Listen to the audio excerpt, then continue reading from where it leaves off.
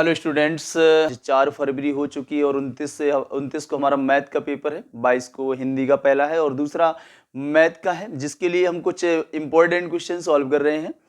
और ध्यान दिया जाए, उसमें हम एक क्वेश्चन हम बोलते हैं जिसमें आपको लगाना होगा और हमारा व्हाट्सएप नंबर है 8417885678। आप इसे सॉल्व करिएगा और इसे हमें व्हाट्सएप पे से भेजिएगा विधिवत लगा के इसका क्या आंसर आएगा, और अगर आपका आंसर सही होगा तो ठीक है, उसको हम आपको रिप्लाई करेंगे। और इसके बाद कुछ क्वेश्चन हम सॉल्व कराते हैं जो इम्पोर्टेंट है। इस क्वेश्चन को आप लगा के भेजिएगा और यदि आप किसी को डाउट्स है तो बोलिएगा, उसको हम सॉल्व करके बताएंगे, इसे सोल्यूशन करेंगे और हो जाना चाहिए, क्योंकि ये हम क्वेश्चन इस टाइप का करा चुके हैं पीछे। और चलते हैं पहले क्वेश्चन से, आज प्रारंभ करते हैं और ये आप इसे लगाइएगा और इसको हमें भेजिएगा। इसका जो भी आंसर आए, मैक्सिमम न्यूनतम मान मिनिमम पूछा है और मिनिमम मीन आप सबसे छोटा मान और अधिकतम मीन सबसे बड़ा मान जो भी पूछा जाए तो वो निकाल के बताया जाए। यहाँ न्यूनतम पूछा गया है तो मिनिमम वैल्यू आपको बतानी है। तो इस क्वेश्चन को आप लगाएंगे और इसको हमारे व्हाट्सएप पे सेंड करेंगे और जो भी है कंप्लीट उसको लगा के भेजिएगा। और आइए चलते हैं पहले क्वेश्चन से हम प्रारंभ करने चल रहे हैं। हेलो स्टूडेंट्स, आज का हमारा नया क्वेश्चन है जिसमें से पहला क्वेश्चन है 10 इनवर्स √3 माइनस शेक इनवर्स -2 का मान निकालना है। सोल्यूशन करते हैं। प्रतिलोम त्रिकोणमितीय फलन से है, इसका मान पूछा गया है। तो सबसे पहले हमें एक काम करना होगा, ध्यान देना होगा। अगर sine inverse, cos inverse, tan inverse के अंदर माइनस है तो सबसे पहले उस माइनस को हटाया जाए, अंदर है बाहर किया जाए या पाई से घटेगा। तो कुछ फार्मूले ध्यान दें। यदि साइन इनवर्स -x होता है तो इसका रिजल्ट होता है माइनस का साइन इनवर्स x, और कॉस इनवर्स -x का रिजल्ट होता है पाई माइनस का कॉस इनवर्स x, और टेन इनवर्स x का -x का रिजल्ट माइनस का टेन इनवर्स x, और कॉट इनवर्स -x का pi minus cot inverse x, क्योंकि इसकी रेंज 0 से 180 ओपन इंटरवल होती है इसलिए पाई से घटा के लिखें। कॉट के बाद सेक इनवर्स -x का रिजल्ट भी पाई माइनस का सेक इनवर्स x, और कॉसिक इनवर्स -x बराबर माइनस का कॉसिक इनवर्स x। तो पाई में हम लोगों को 3 में घटाना, अगर माइनस है एक कॉस को, एक कॉट को और एक सेक को, अगर इनके अंदर माइनस हटाना है तो पाई से घटाना होगा। तो हमारे पास जो क्वेश्चन है 10 इनवर्स √3 है, माइनस का सेक इनवर्स माइनस का यहाँ पे 2 है और इसका हमें मान पूछा गया है। तो 10 इनवर्स लिखते हैं। सबसे पहले अगर माइनस अंदर है तो उसे यहाँ से इन फार्मूलों की सहायता से हटाया जाए। हमारे पास सेक इनवर्स के अंदर माइनस है, यदि सेक इनवर्स के अंदर माइनस हो तो उसे पाई से घटा के लिखा जाए। तो यहाँ पे 10 इनवर्स, ये √3 हम बाद में मान रख लेंगे, फिलहाल अभी माइनस हटाते हैं। Minus pi minus sec inverse यहाँ 2 होगा और यहाँ एक ब्रैकेट कर लिया जाए क्योंकि माइनस चिन्ह बाहर है। सेक इनवर्स -2 को हमने लिखा, सेक इनवर्स -x को हम लिखते हैं pi minus sec inverse x। उसी प्रकार सेक इनवर्स -2 को हम लिखेंगे पाई माइनस सेक इनवर्स 2 लिखा है। अब इसके मान रखते हैं। हमारे पास √3 जो होता है 10 60 का मान होता है, तो लिखेंगे 10 इनवर्स 60 को हम 10 π/3 लिखेंगे और बीच में माइनस, और ये ब्रैकेट ओपन करेंगे, पाई और माइनस माइनस प्लस होगा।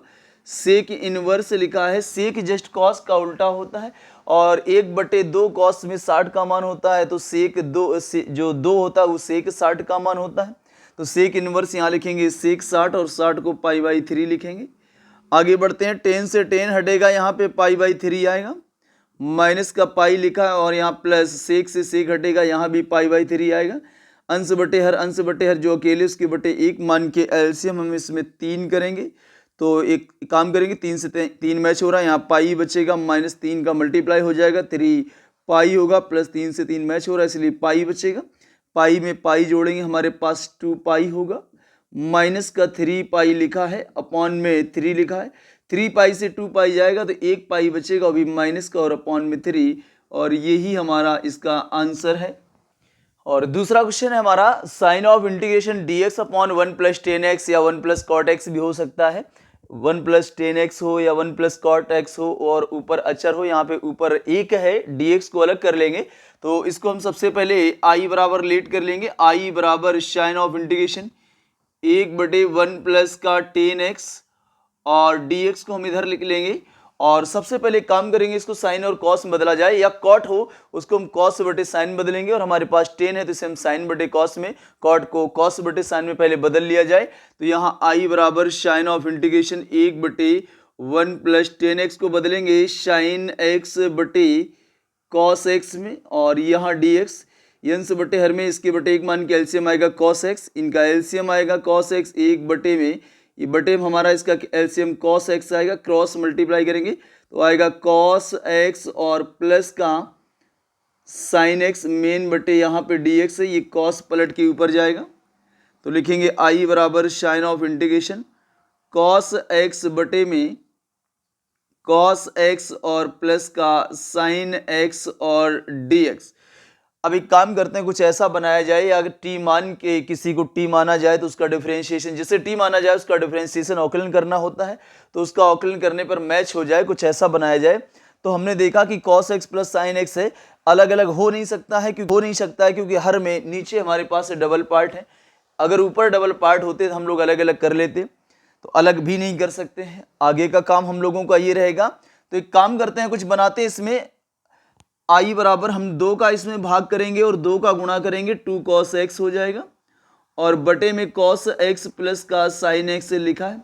हमने ऐसा इसलिए किया क्योंकि 2 cos x को हम cos x plus cos x 2 बार लिख सकते हैं, एक साइन जोड़ लेंगे एक साइन घटा लेंगे, क्योंकि किसी संख्या को जोड़ा जाए तो घटाया भी जाए, किसी का गुणा किया जाए तो भाग भी किया जाए। तो यहाँ हमने 2 का गुणा किया तो हर में 2 का भाग भी किया, अगर हम 2 जोड़ेंगे तो 2 घटाएंगे भी, तो जिसे जोड़ा जाए उसे घटाया भी जाए और जिसका गुणा किया जाए उसका भाग भी किया जाए। तो बढ़ते हैं आगे, इसमें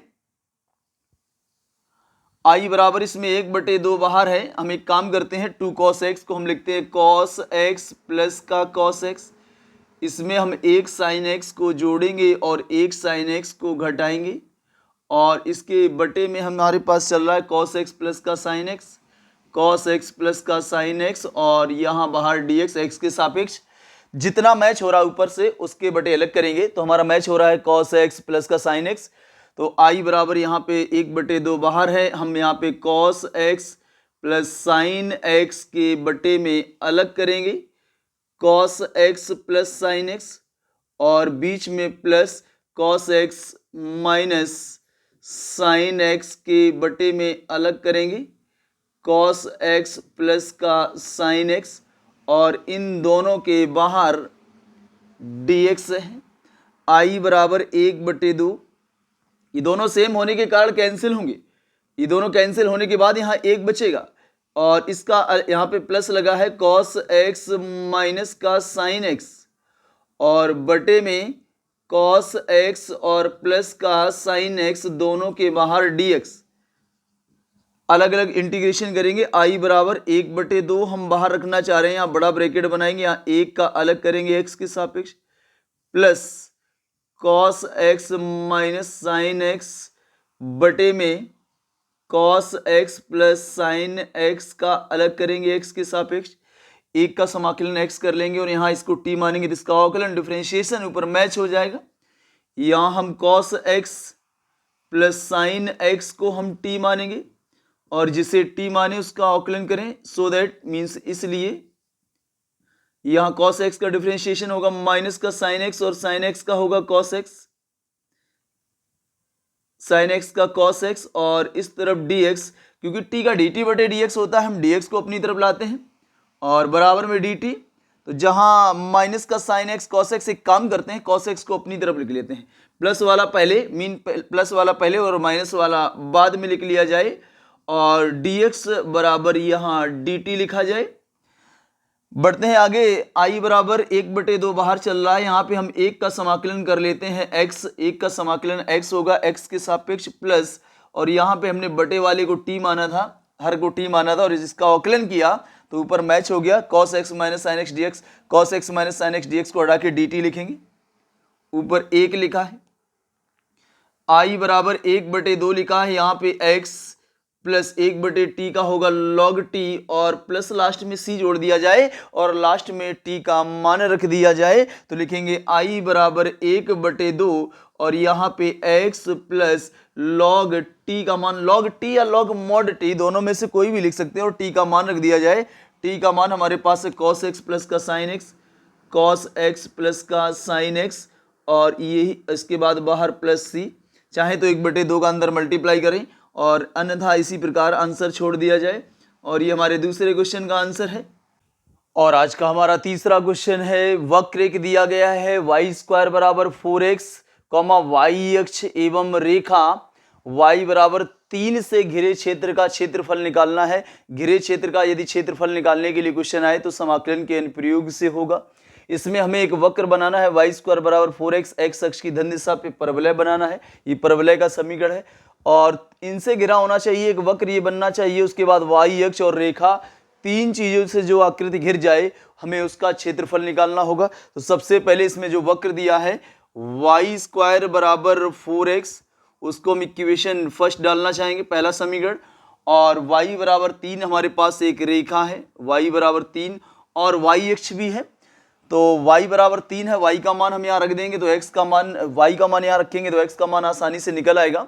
फिलहाल हम इसका ग्राफ बनाना चाहेंगे सबसे पहले घिरे क्षेत्र का क्षेत्रफल के लिए। ये x अक्ष की धन दिशा और x अक्ष की ऋण दिशा, y अक्ष की धन दिशा, y अक्ष की ऋण दिशा, ये O होगा मूल बिंदु 0,0। ये चित्र बनेगा x अक्ष की धन दिशा पे, इसका नाम है y² बराबर 4x और इक्वेशन नंबर पहला है।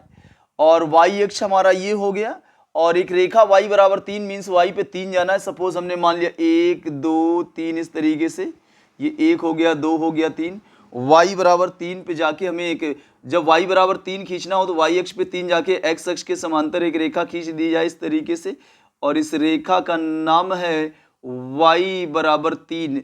तो हमें वो घिरा क्षेत्र लेना है जिसमें उसने कह रखा है कि वक्र y² बराबर 4x भी वहां होना चाहिए, y अक्ष भी होना चाहिए और y बराबर 3, तीन चीजों से घिरी आकृति हो, उसका हमें क्षेत्रफल निकालना है। तो वक्र मीन्स मेरा ये वक्र जा रहा है, ये वक्र हो गया और उसके बाद y अक्ष हमारे पास ये y अक्ष हो गया और y बराबर 3 रेखा, ये y बराबर 3 रेखा हो गई। और इन तीनों से जो घिरी आकृति होगी वो हमारी इसकी ये होगी, इसका एरिया निकालना है, ये क्षेत्रफल। क्योंकि यहाँ ये एरिया ऐसा है जहाँ परवलय से भी गिरा है, y अक्ष से भी गिरा है और y बराबर 3 से भी गिरा है, तो इसका हमें क्षेत्रफल निकालना है। और लिमिट जहाँ से घिरा है, जहाँ तक घिरा है, जहां से घिरा है और जहां तक घिरा लिमिट बोली जाए तो यहां मूल बिंदु से घिरा है 0 से और जहां तक घिरा उसके सामने हम लिमिट यहां पे x अक्ष पे लेते हैं इस तरीके से। तो यहां इसके प्रच्छेद बिंदु पहले निकाल लिए जाए। यदि y अक्ष पे लेना हो लिमिट तो y अक्ष पे लेंगे, 0 से ये पॉइंट हमारे पास होगा 0,3। फिलहाल हमने x अक्ष पे लिखा है, x अक्ष के सामने नंबर डाल दिया तो हम x अक्ष की लिमिट लेते हैं। और यदि x अक्ष की लिमिट ली जाए तो अंदर y dx लिखा जाए और यदि y अक्ष की ली जाए तो x dy लिखा जाए, ये बस ध्यान दिया जाए। तो सबसे पहले हमें ये प्रतिच्छेद बिंदु निकालना होगा। ये हमारा 0,3 इसका निर्देशांक है, तो हमें इस प्रतिच्छेद बिंदु को निकालेंगे। इसमें जो x का मान होगा उसे हम सामने यहाँ x का मान रख लेंगे। तो हम एक काम करते हैं, सबसे पहले इसका प्रतिच्छेद बिंदु निकालते हैं। तो y बराबर 3 समीकरण, y बराबर 3 समीकरण 1 में रखने पर, और समीकरण 1 में रखेंगे जब हम इसमें y बराबर 3 तो 3 का वर्ग 9 होगा, बराबर में यहाँ पे 4x है तो 4 बटे में आएगा तो 9/4 होगा x का मान। तो x का मान आया 9/4, तो बिंदु आ गया 9/4 y का मान 3। तो ये बिंदु आया 9/4 y का मान 3। तो इस बिंदु के निर्देशांक 9/4 0 होंगे। x अक्ष पे हमेशा y का मान 0 होता है। तो लिमिट हम x अक्ष पे लेना चाह रहे हैं, जो लिमिट होगी x का मान यहाँ 0 से 9/4 तक है, तो 0 से 9/4। तो इसके बाद लिखेंगे इसलिए घिरे क्षेत्र का क्षेत्रफल, घिरे क्षेत्र का क्षेत्रफल बराबर साइन ऑफ इंटीग्रेशन। और ध्यान दिया जाए जहां से घिरा, जहां तक घिरा उसमें x की लिमिट ले रहे हैं, 0 से 9/4 है, लेकिन यहाँ ध्यान देंगे कि रेखा से परवलय घटाएंगे कि परवलय से रेखा, ये विशेष ध्यान दिया जाए। दूर जो है उससे हम पास वाले को घटाएंगे, क्योंकि जब दूर रेखा है, रेखा से हम लिमिट यहाँ 0 से 9/4 लेंगे तो इस एरिया से लेके उस लास्ट रेखा तक का ये पूरा एरिया का क्षेत्रफल निकलेगा। और जब यही लिमिट से हम परवलय को उठाएंगे तो ये अंदर वाली इतनी एरिया निकलेगी, तो हम पूरी बड़ी एरिया से इतनी एरिया परवलय वाली निकाल देंगे, मीन घटा देंगे, तो इतनी एरिया हमारे पास बचेगी। जितने में कलर है, जो छायांकित भाग है, उसका हमें क्षेत्रफल निकालना है। कहने का मतलब हमारे पास कुछ इस तरीके से डिज़ाइन बनी हुई है, इस तरीके से कुछ ऐसा कर्व है, हमें इसका क्षेत्रफल निकालना है। तो ये हम देख सकते हैं, ये हमारे पास अक्ष इस तरीके से निकल गया और ये हमारे पास परवलय आगे निकल गया, ये रेखा निकल गई। तो अगर हमें इसका क्षेत्रफल निकालना है तो सबसे पहले पूरी एरिया निकाल ली जाए, और जब इस एरिया का पूरे का क्षेत्रफल हमें इतना चाहिए, सर ये एक्स्ट्रा है, इसे निकालना है। पहले हम बड़े का क्षेत्रफल आगे रखेंगे और बड़े से पूरा निकलेगा, फिर हम इस परवलय अंदर वाले से निकालेंगे, अंदर वाले से यहाँ से लिमिट जो ली जाएगी तो ये अंदर का पार्ट सिर्फ इतना निकलेगा। पूरी एरिया से इतनी एरिया हम निकाल देंगे, मीन घटा देंगे, तो ये एरिया हमारे पास बचेगी और इसी का हमसे क्षेत्रफल पूछा गया है। तो हम दूर से, सीधा याद रखें कि दूर वाले वक्र से पास वाले वक्र को घटाया जाए। दूर है रेखा, पास है परवलय, तो हम y का मान, लिमिट अगर x अक्ष की ली गई है तो यहाँ y dx लिखा जाए और y का मान रेखा से लिखा जाए, क्योंकि रेखा ही दूर है और बीच में माइनस घटाना है, मीन निकालना है। तो यहाँ लिमिट वही 0 से 9/4 रहेगी। y dx, यहाँ रेखा, यहाँ पे रेखा नहीं, परवलय से y का मान लिखेंगे। आइए आगे बढ़ते हैं। साइन ऑफ इंटीग्रेशन, लिमिट 0 से 9/4 है, रेखा से y का मान, रेखा से y का मान 3 है, और यहाँ dx माइनस यहाँ 0 से 9/4 है। y का मान परवलय से यहाँ स्क्वायर हटाएंगे, अंडर रूट के अंदर 4x होगा और dx है। आगे बढ़ते हैं। इसके बाद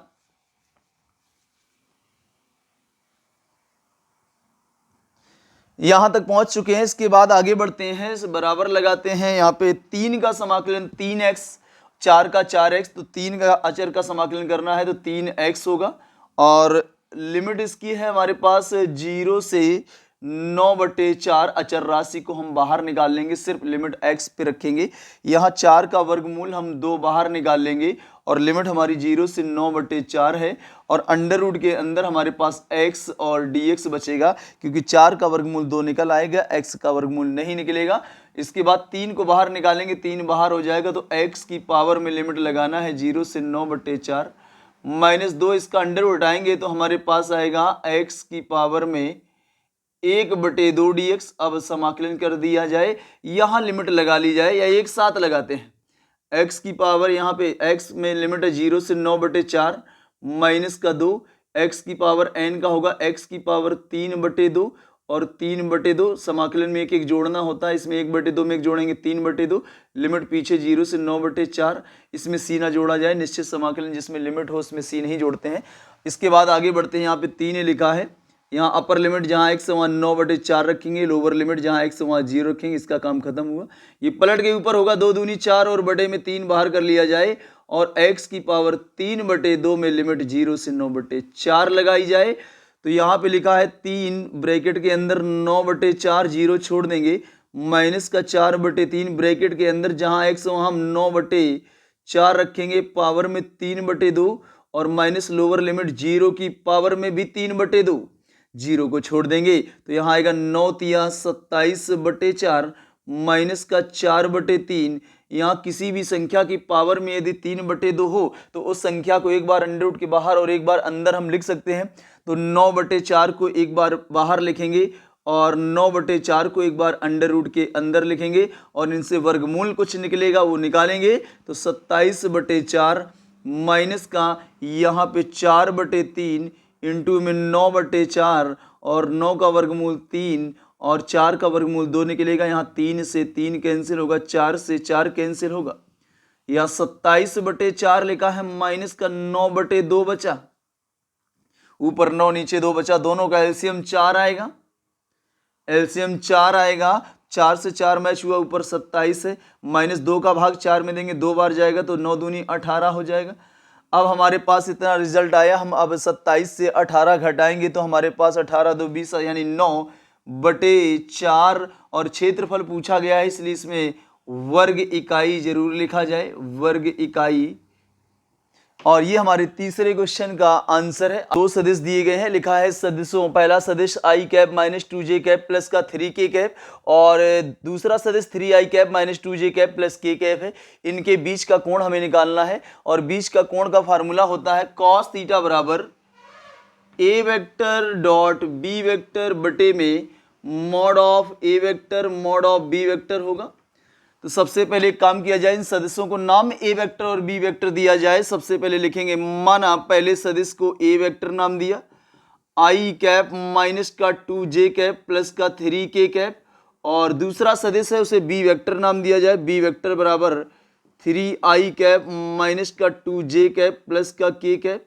ये हमारे पास दो सदिश हैं और इन दोनों का सबसे पहले हम डॉट प्रोडक्ट निकालेंगे। जो दो सदिश दिए गए उनको पहले को हमने ए नाम डाल दिया, दूसरे को बी नाम डाल दिया, दोनों का डॉट निकाला जाए तो दोनों का डॉट निकालेंगे। A vector dot B vector बराबर ए का मान हमारे पास i cap minus 2j cap plus का 3k कैप है, बीच में डॉट बी का मान हमारे पास 3i cap minus 2j cap plus का k कैप है। इनका डॉट प्रोडक्ट किया जाए, मल्टीप्लाई किया जाए तो i से i, j से j और k का मल्टीप्लाई किया जाए। i से i 1 होगा, 3 एकम 3 हो जाएगा, माइनस माइनस का मल्टीप्लाई प्लस होगा और 2 दूनी 4 हो जाएगा। ये प्लस प्लस का 3 एकम 3 होगा, 3 3 6 4 10 रिजल्ट आएगा ए डॉट बी का। इसके बाद इनका मापांक भी निकाला जाए। ए वेक्टर हमारे पास है, उसका अगर मॉड निकाला जाए, मॉड का फार्मूला होता है, ए का मॉड निकालेंगे तो अंडर रूट के अंदर आई के गुणांक में 1 का वर्ग 1 प्लस जे के गुणांक माइनस 2 का वर्ग प्लस 4 और के गुणांक 3 का वर्ग 9 होगा, 9 1 10 4, ये हमारे पास अंडर रूट के अंदर 14 होगा। इसके बाद बी का मॉड निकाला जाए और इसका होगा अंडर रूट के अंदर 3 का वर्ग 9, 2 का वर्ग 4, 1 का वर्ग 1, 9 1 10 होगा, 10 4 14 हो जाएगा। मॉड ए आ गया, मॉड बी हो गया। इसके बाद हमारा फार्मूला लगाना रह गया है, इसलिए बीच का कोण कॉस थीटा बराबर होगा ए वेक्टर डॉट बी वेक्टर बटे में मॉड ऑफ ए वेक्टर और मॉड ऑफ बी वेक्टर। तो कॉस थीटा बराबर ए डॉट बी का मान हम अभी निकाल चुके, हमारे पास ए डॉट बी का मान 10 आया है, मॉड ऑफ ए का मान अंडर रूट 14 आया है, मॉड ऑफ बी का मान भी अंडर रूट 14 आया है। अंडर रूट से अंडर रूट हट जाएगा तो यहाँ पे आगे बढ़ते हैं। कॉस थीटा बराबर ऊपर 10 लिखा है बटे में अंडर रूट 14 हट के सिर्फ 14 आएगा। 2 से दोनों को काट दिया जाए तो 2 से काटोगे 5 दूनी 10, 2 से काटोगे 7 दूनी 14 और थीटा का मान जब निकाला जाए बीच का कोण में कॉस को उधर भेजा जाए, कॉस में इनवर्स लगा दिया जाए और 5/7 यही हमारा आंसर है। और अगला क्वेश्चन है 6 नंबर, 6वें में लिखा है, यदि प्रायिकता से है, यदि ए तथा बी दो स्वतंत्र घटनाएं हैं जहां पी ए का मान 0.3 है, पी बी का मान 0.6 है, पी ए इंटरसेक्शन बी पूछा गया है, तो दो टाइप की घटनाएं होंगी। एक होगी अपवर्जी घटना, और अपवर्जी घटना में ध्यान रखना होगा, अगर हमसे पी ए इंटरसेक्शन बी यानी ए इंटरसेक्शन बी की प्रोबेबिलिटी प्रायिकता पूछी जाए तो 5। अगर दोनों का यूनियन पूछा जाए पी ए यूनियन बी बराबर फार्मूला होगा P A plus P B और माइनस का पी इंटरसेक्शन बी होता है, उससे 5 करेंगे वो हट जाएगा, सिर्फ इतना रहेगा। और एक दूसरी घटना होती है स्वतंत्र घटना, और स्वतंत्र घटना में ये अपवर्जी घटना हो गई और ये स्वतंत्र घटना। स्वतंत्र घटना में ध्यान दिया जाए दोनों का इंटरसेक्शन होता है पी ए इंटू में पी बी, दोनों का मल्टीप्लाई, और इनका जो यूनियन होता है पी ए यूनियन बी वो होता है पी ए प्लस का पी बी और माइनस का पी ए इंटरसेक्शन बी। ये पूरा स्वतंत्र घटनाएं के लिए इंटरसेक्शन यूनियन के दो फार्मूले, अपवर्जी के लिए इंटरसेक्शन यूनियन के लिए दो फार्मूले। आइए चलते हैं अपने वापस सवाल पे। यहाँ लिखा यदि का मतलब दिया है ए और बी दो स्वतंत्र घटनाएं हैं, अगर स्वतंत्र घटना है तो इनका इंटरसेक्शन दोनों का मल्टीप्लाई होगा। लिखेंगे चूंकि कैपिटल ए तथा कैपिटल बी स्वतंत्र घटनाएं हैं, इसलिए पी ए इंटरसेक्शन बी का मान होगा पी ए इंटू में पी बी, क्योंकि ए और बी अगर स्वतंत्र घटनाएं हैं तो उनका intersection P A into P B होता है, और इस सवाल में हमसे इंटरसेक्शन ही पूछा है तो हमें ऑलरेडी इसने पी ए का मान दे रखा है। हमें पी ए का मान दिया गया है पहले से 0.3, ये हमें ऑलरेडी दिया है, पी ए का मान दिया है, कॉमा पी बी का मान भी दिया है। पी बी का मान दिया हम लोगों को 0.6, बस फार्मूले में रखना है। पी ए इंटरसेक्शन बी बराबर पी ए का मान 0.3 है इंटू पी बी का मान 0.6 है। इनका मल्टीप्लाई करेंगे, 6 3 18 होगा, 2 अंक बाद दशमलव यहाँ लगेगा, आगे 0 लगा है। दशमलव हटाएंगे तो नीचे 100 हो जाएगा, 2 से काट दिया जाए, ऊपर 9 नीचे 50, और यही हमारा इसका आंसर होगा।